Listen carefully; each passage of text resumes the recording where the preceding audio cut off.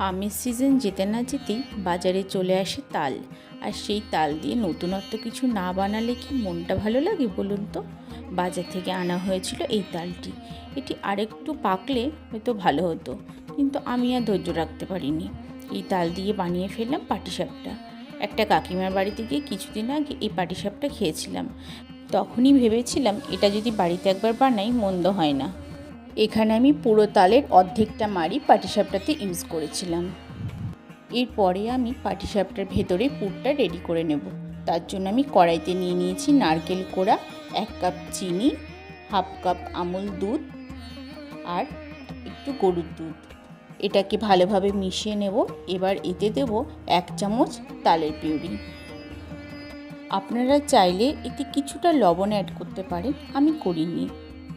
আর দিচ্ছি 2টো ছোট এলাচ, এলাচটাকে থেতো করে দিয়েছি, আর কিছুটা ফুড কালার।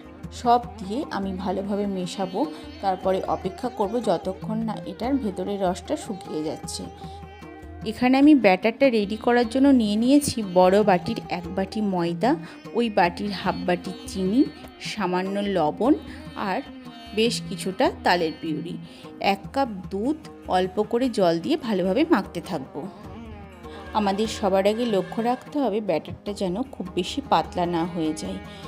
এখানে আমি অল্প অল্প করে জল মেশাতে থাকছি আর ভালোভাবে মাখতে থাকবো। আপনাদের সহযোগিতায় আমার এই নতুন নতুন রেসিপিগুলো বানানোর আগ্রহটা আরও বেড়ে যায়। আমার অনুরোধ, প্রত্যেকটা ভিডিওতে আমার পাশে থাকবেন আর পেজটাকে অবশ্যই ফলো করবেন, যাতে আমি আমার প্রচেষ্টাগুলোকে আপনাদের সামনে সবসময় তুলে ধরতে পারি। এখানে আমি একটা তাওয়াকে গরম করে তাতে আমি সাদা তেল ব্রাশ করছি। তারপরে এতে 2 হাতা ব্যাটার দিয়ে আমি এটাকে একটা কাঁঠাল পাতার মাধ্যমে ছড়িয়ে দিচ্ছি। প্রথমে আমি এটা হাতার সাহায্যে করছিলাম, কিন্তু খুব একটা পাতলা হচ্ছিল না আর ভালোও হচ্ছিল না, তার জন্য আমি এখানে কাঁঠাল পাতাটা ইউজ করেছি। এবার পুরগুলোকে দিয়ে যেভাবে পাটিসাপটা বানাই সেভাবে আস্তে আস্তে রোল করে দেবো। এখানে আমি নিজের অভিজ্ঞতা থেকে বলছি, এই ধরনের পাটিসাপটা বানাতে গেলে না আম বা কাঁঠাল যে কোনো মোটা ধরনের পাতা ব্যবহার করলে ভীষণ ভালো হয়। এটা আমি প্রথমবার করলাম, তাই আমি আপনাদের সাথে শেয়ার করছি। ছোটোবেলায় দেখেছি বড়রা পাটিসাপটা বানালে এইভাবেই বানাতো, কাঁঠাল পাতা দিয়ে পাটিসাপটার ব্যাটারটাকে ছড়িয়ে দিত।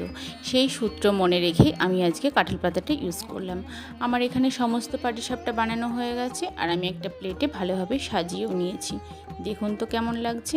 অবশ্যই বাড়িতে বানিয়ে ট্রাই করবেন। খেতে ভীষণ ভালো হয়েছিল, আর সবথেকে ভালো লেগেছিল এটা ঠান্ডা হয়ে যাওয়ার পর খেতে। তালের ফ্লেভারের কারণে এটা নর্মাল পাটিসাপটার থেকে অনেকটা আলাদা হয়েছিল। ধন্যবাদ।